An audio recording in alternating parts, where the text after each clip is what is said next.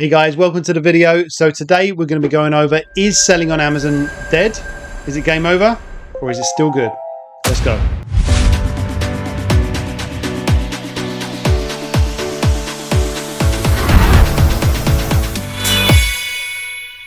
So is it really over? Well, if you listen to most people, maybe you might think it is. And I've been accustomed to not listening to most people. But anyway, we're going to go through this. I'm going to go through all the things that I believe could have a real impact on selling on Amazon, and then you make up your mind at the end of this video and you let me know. Okay, so just a little bit of proof that we actually know what we're doing, and we've been doing this since 2016. So 8 years now we've been going strong. This is the last 7 days, and I can just show you over the last 30 days. We're actually slightly down on the last 30 days. Last month in March we did about 100,000. This month, or the last 30 days, we've done 80. And let's just show you previous month there. So yeah, just over 100,000 euros this is, and we're selling it across all European markets except for Turkey. Yeah, so we aim to make a 50% ROI, and this margin's slightly off. That's about 20%, just over 20%, because they've got a slight glitch on their margin calculation at the moment. ROI is good, but this margin is slightly off.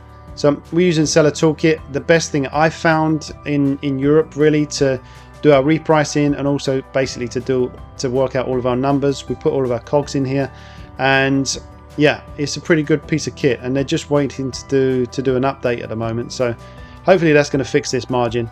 But yeah, I'll let you know on that. If you're using something better, please let me know. I'm always wanting to learn from you guys. Leave a comment down below and we can all learn from each other.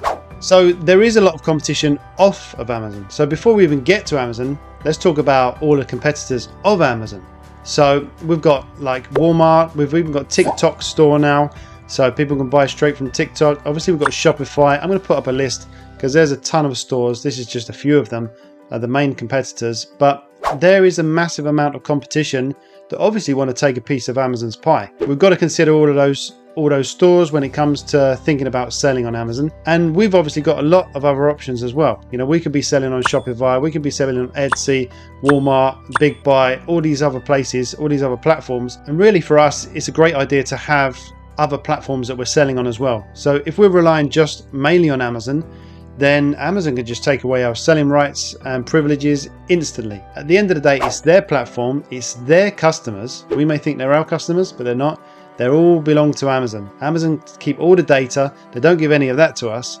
So it's Amazon's platform, Amazon's rules, Amazon's regulations. At the end of the day, we need to protect ourselves and get some other forms of income as well on different platforms. So there's also a lot more competition coming on Amazon as well. So all the sellers that are coming on board, I mean, the figure since 2020, there's been over 1.3 million new sellers coming on every single year. And in 2024, it's not really any different. There's 3,700 new sellers every single day that we're going to be competing with. Okay, so I'm just going to show you how many new sellers are actually coming onto Amazon. So there has obviously been a massive increase. This is 2007. We were down like 26%. And then obviously that's increased rapidly. And it got to this point here where there was more third-party sellers than the products that Amazon was selling themselves. And now we're obviously way up here. You know, we're into the 61%, 62% range now, and still growing. So you may think, well, you know, there's so many new sellers, there's so much competition that what's the point? You know, I'm not going to be able to compete with everyone. There's just too many. It's just too saturated. But the thing is, I'm going to show you some stats now that not many people make it on Amazon. Let's go into the screen and I'll just show you. So 22% of people never make more than $500 in a year. So they're not going to make it, right? And you got to see here like 13%, $500 to $1,000 in one single year. And we'll go down the numbers here, right? Because you're not going to make a real business if you're not making what I believe you're not making 100,000 or more, because that's sales. You got to take all the costs out of that, and what you're going to be left with, even if you're making some fantastic margins like 30%, 40%. You know, you got to sell 100K to make 30 to 40,000 profit, you know, net profit. So when we get into the real numbers, like only 1% of people make 100 to 250,000, and then you've got the 2% here, which is unknown. So obviously more than 250,000. So really, only 3% of people on Amazon actually make it into some real decent numbers, like a sustainable business. So then those numbers don't seem too bad, right? So the competition's massive and we've got so many people coming onto Amazon, but those people really fizzle out through the year. And I've seen so many competitors come on board and it's like, wow, there's a lot of people on now, a lot of people competing with us, but they've almost all gone. But anyway, let's keep going and you can decide if it's good for you. And from those new sellers coming on board, so we've got 1.3 million sellers, new sellers, plus coming in every year.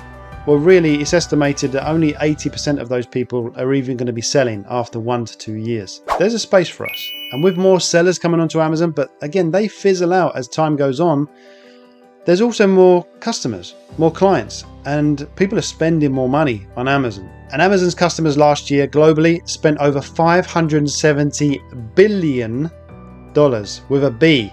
So they are still growing strong and are expected to do a hell of a lot more this year. And let's jump into the screen so I can show you some of these figures, because don't believe my word, it's here in black and white for you. So here we've got shoppers who spent $574 billion in 2023, and that's over 1 million per minute. And there's some serious numbers. So in 2023, Amazon did 11%, almost 12% above 2022's numbers.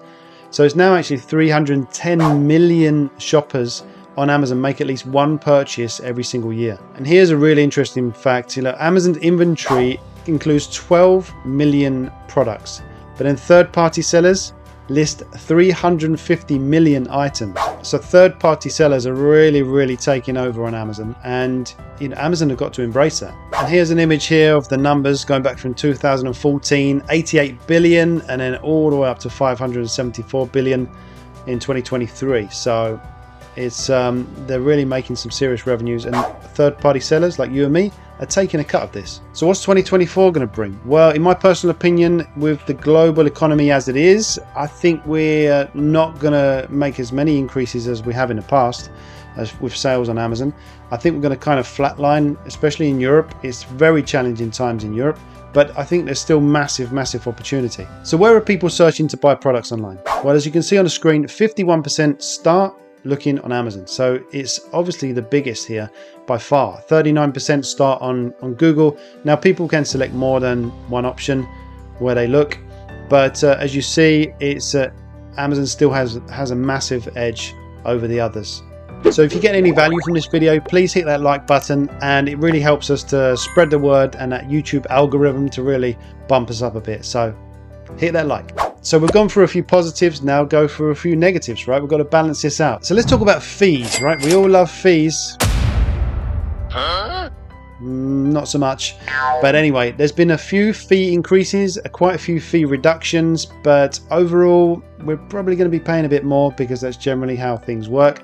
So let's just go through this. We'll break these down. Okay, so let's look at one of these fees that have actually, it's a new fee that's come into place, and this is a low inventory coverage fee. So basically this is for Europe, but also you're going to get this for the USA as well. It's a similar fee that you're going to get caught with if your inventory is too low. Now Amazon are really pushing so that we've got in Europe here enough inventory to spread across all of the different countries. We send to the fulfillment center in Spain, for example, and those products then get spread all across Europe. If we sell more in Germany, which is normally the case, Amazon will send some of those units to Germany, some to Italy, some to France, and spread it around as they need to. So if we need to send in 10 units of a product and we only send in 5, then Amazon can't distribute those properly. So it's going to be the same case in the USA, because obviously your state's over there and they're going to distribute them for you. Same thing. So this fee's coming to you guys as well. So yeah, let's take a look at this. And so basically this fee is if we don't have enough inventory to cover 28 days, that's the minimum, then we're going to get slapped with a fee per unit that we don't have, right? So if we're supposed to have 10 and we've only got 5, we're going to get hit with this fee for those 5 units that we don't have in inventory.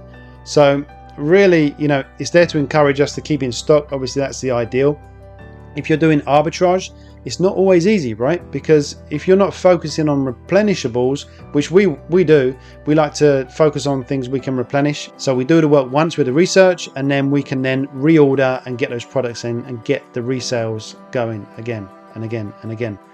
So if you're out of stock, or you don't have enough stock and you can only cover less than 14 days, you're going to get hit with this per unit as well. So this could really start to add up. So there may be a ray of hope for some of you, because if you're a new seller, then this won't apply to you until you've been in PANU. This is for us in Europe, for over 365 days.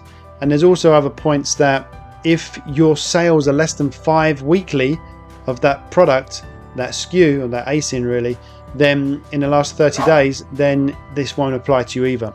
And orders placed in the UK, Poland, Netherlands, Belgium and Sweden, they don't apply. So really it's just the main ones.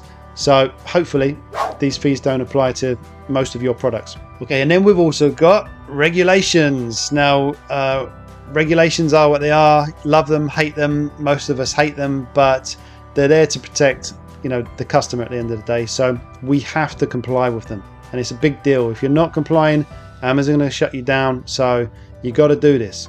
Now, what I suggest is you just start selling in your own country. If you haven't started selling yet, I would suggest you get started with arbitrage and you start selling in your own country.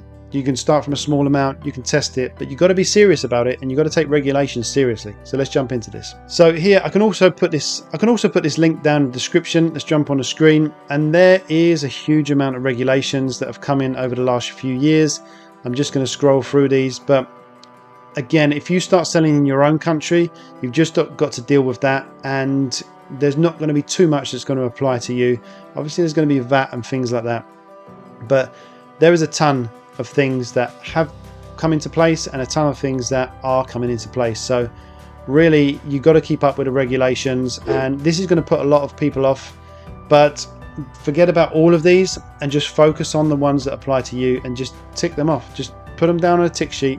Just tick one thing off at a time that apply to you, and then you can expand into other countries, and then you can sell in Germany, for example, which is a huge market, but there's obviously a lot of things that apply, and the regulations are pretty strict in Germany, so you got to go through it and get it done. And as you grow, then you can sell in other countries. So that's the way we do it. But I haven't always taken regulations serious in the past, but I am now, because we're a team of 8 people now, and there's families relying on us, relying on me to make the right decisions. So we have to keep up with the regulations, and we've got one person that works on this all the time, and just to make sure we're compliant. So, but with VAs you can do this efficiently, and it's really cost effective. And we've got some amazing people on our team. We've got 6 VAs currently. We've got another VA starting on Monday, and they're more than VAs. They're like family to us.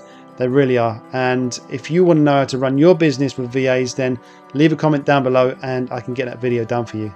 So is it dead? Well, I'm going to leave that for you to make up your mind. But if you're just wanting to start a side hustle, you can still do that. But you got to treat your side hustle like a business, right? You got to know everything down, all your expenses. You got to make sure you're buying from legit places. Don't do any counterfeit stuff, because you're just going to get, wiped out on Amazon. They're not going to accept any of that, and why should they, right? You got to do it by the book. So you can start a side hustle. You can start from a reasonably small amount. I mean, I believe you can still start from 500 to 1,000 euros, pounds, dollars, wherever you are. You can start with that amount, but you're going to have to grind, and you're going to have to be real clever about where you're putting that money. Obviously, the more you put into inventory, the more you can get back, and you can just keep reinvesting. So I think that you can do it from 1,000 fairly easily, and then you can grow it from there, but it's going to take time, right? If you're going to get started, you can get started with more money. Start with 3, 4, 5,000 at the beginning, and I believe you could be making 100, 150, 200,000 plus in your first year. And then you're really, you're getting into serious business territory, and you're making more than 97% of the people that are selling on Amazon. So yeah, for me, that's where we want to be. And then we just keep growing, get into 7 figures, and then you got a real nice business. And when you get into those numbers, you're obviously really scaling already. Then it's time to expand your team, and ideally you want to become an owner and not necessarily an operator.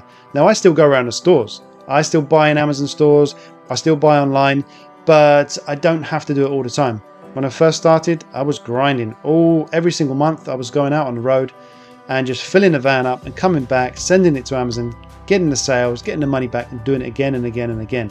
But that enabled us to grow from 500 euros, and now we've done over 6 million euros on Amazon since we started. So is there a massive opportunity? Well, I believe there is, but I don't think you can treat it anymore like it's just a side hustle, like I'll do it sometimes, because it's just really not going to work. Because once you get involved, you're going to have to be serious about it. I mean, you can test it, right? You can just come in and you can test it and see if you like it, and if you enjoy it, then you can really scale it into a real business.